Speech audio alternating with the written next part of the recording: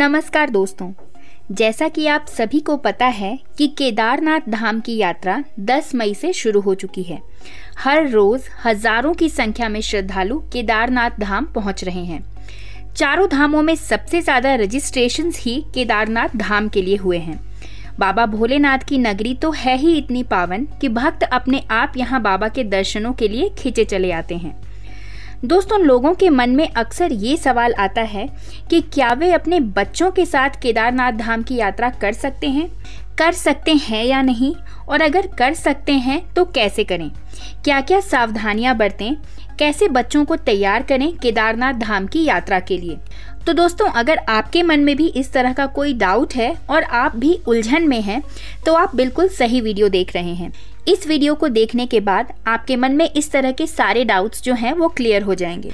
दोस्तों, सबसे पहले तो मैं आपको ये बता दूं कि उत्तराखंड सरकार की तरफ से चारधाम यात्रा को लेकर श्रद्धालुओं की एज से जुड़ा कोई रूल नहीं है। कम से कम किस एज के लोग या फिर ज्यादा से ज्यादा किस एज के लोग यात्रा पर जा सकते हैं, इससे जुड़ी कोई गाइडलाइन जारी नहीं की गई है, ना पहले थी और ना अभी है। तो ऐसी तो कोई बात ही नहीं है कि आप बच्चों के साथ यात्रा नहीं कर सकते हैं। लेकिन एक बात मैं आपको ज़रूर बता दूं कि अगर आपका बच्चा छोटा है, मतलब मान के चलिए 5-6 साल का है, तो दोस्तों ऐसे में मेरा सजेशन यही होगा कि इतने छोटे बच्चे को लेकर आप यात्रा मत करिए।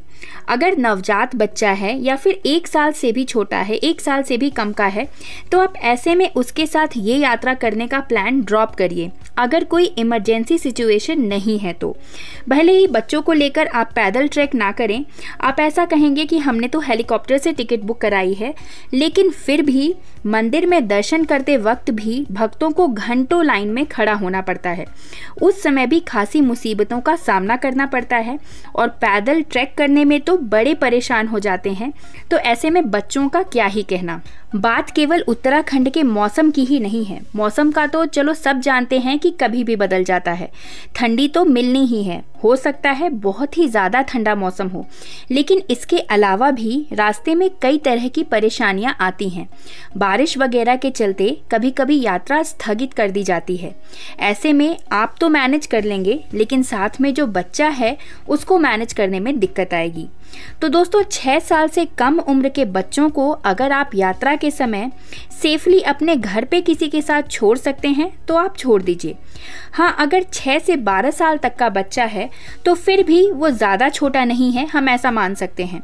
अगर ज़रूरी है तो आप लेकर आइए, लेकिन आपको खुद को मेंटली तैयार करना पड़ेगा कि बच्चों को जगह जगह पर थोड़ी परेशानी तो ज़रूर आएगी। हाँ, लेकिन एक बात मैं ज़रूर मानती हूँ कि कई बार हम फंस जाते हैं, हमारे पास ज़्यादा ऑप्शंस नहीं होते और हमें बच्चों को साथ लेकर आना ही पड़ता है।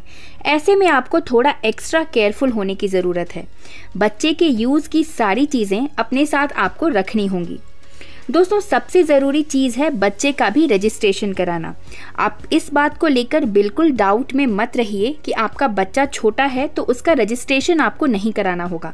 बच्चा चाहे कितना भी छोटा हो, आपको उसका रजिस्ट्रेशन कराना ही होगा। बिना रजिस्ट्रेशन कराए आप बच्चे को केदारनाथ धाम यात्रा पर नहीं ले जा सकते। सबसे पहले रजिस्ट्रेशन कराइए और बच्चे का आधार कार्ड भी आप अपने साथ रखिए। आजकल तो 1 साल से छोटे बच्चों के भी आधार कार्ड आसानी से बन जाते हैं, तो बच्चे का आधार कार्ड भी आपको अपने साथ रखना होगा। रजिस्ट्रेशन और आधार कार्ड बनवा लेने के बाद आप अपने बच्चे को केदारनाथ धाम यात्रा पर ले जाने के लिए रेडी हैं, लेकिन आपको यात्रा की तैयारी अच्छे से करनी पड़ेगी। बच्चे का सामान जैसे कि वूलन जैकेट्स या फिर यूं कहिए कि heavy jackets, thermals, caps, socks, gloves, ये सब आपको अपने साथ रखने पड़ेंगे।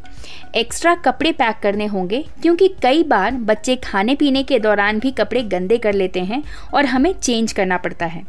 साथ में बच्चों के लिए कुछ कॉमन मेडिसिन्स जैसे कि सर्दी खांसी की दवा, पेट खराब होने पर पिलाई जाने वाली दवा, फीवर की दवा या फिर जो भी आपके बच्चे की ज़रूरत की चीज़ें हो सकती हैं, वो आप अपने साथ रखिए। अगर बच्चों के साथ यात्रा का प्लान फाइनल हो ही गया है तो तैयारी के क्रम में सबसे पहले आप एक लिस्ट बनाइए। ये सोचने में तो आसान लगता है कि लिस्ट बनाने की क्या ज़रूरत है, जब पैकिंग करेंगे तो सारी चीज़ें रख लेंगे, लेकिन फिर कोई ना कोई चीज़ मिस ज़रूर हो जाती है। इसलिए अपने बच्चे की ज़रूरत के हिसाब से प्लान करिए, लिस्ट बनाइए और फिर पैकिंग करिए। और हाँ, एक और बहुत ज़रूरी बात दोस्तों, बच्चों को लेकर अगर आप यात्रा पर जा रहे हैं तो सबसे पहले अगर आपका बच्चा आपका मोबाइल नंबर और आपका नाम याद रख सकता है तो उसे याद कराइए। कुछ दिन पहले से ही उसे याद कराना शुरू कर दीजिए, ताकि इन केस अगर आपका बच्चा आपसे आगे पीछे हो भी जाता है तो वो आपको कांटेक्ट कर सके। ऐसी हालत में बहुत से लोग मदद के लिए आगे आते हैं, लेकिन अगर बच्चों को आपका नाम या फिर नंबर ही पता नहीं होगा तो आपकी हेल्प करना भी मुश्किल हो जाएगा। अगर याद कर पाता है तो ठीक है, नहीं तो आप उसके पॉकेट में पर्ची लिख कर डाल दीजिए जिसमें आपका नाम और नंबर हो। आप चाहें तो पेन से उसके हाथ पर भी लिख दीजिए, कॉन्टैक्ट नंबर बता दीजिए और अपने बच्चे को अच्छे से समझा दीजिए कि अगर वो आपसे अलग हो भी जाता है तो उसे रोना, डरना या घबराना नहीं है, बल्कि किसी को रोककर ये बताना है कि वो अपने माँ बाप से अलग हो गया है और ये उनका कॉन्टैक्ट नंबर है।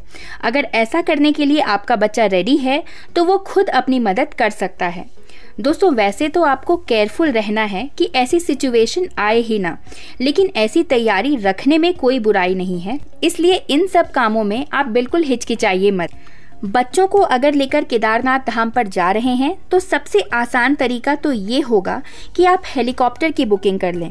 इससे आप यात्रा में आने वाली परेशानियों से बच जाएंगे, लेकिन ये थोड़ा कॉस्टली तो हो ही जाता है और हेलीकॉप्टर से यात्रा करने पर बच्चों की भी फुल टिकट्स लगती हैं।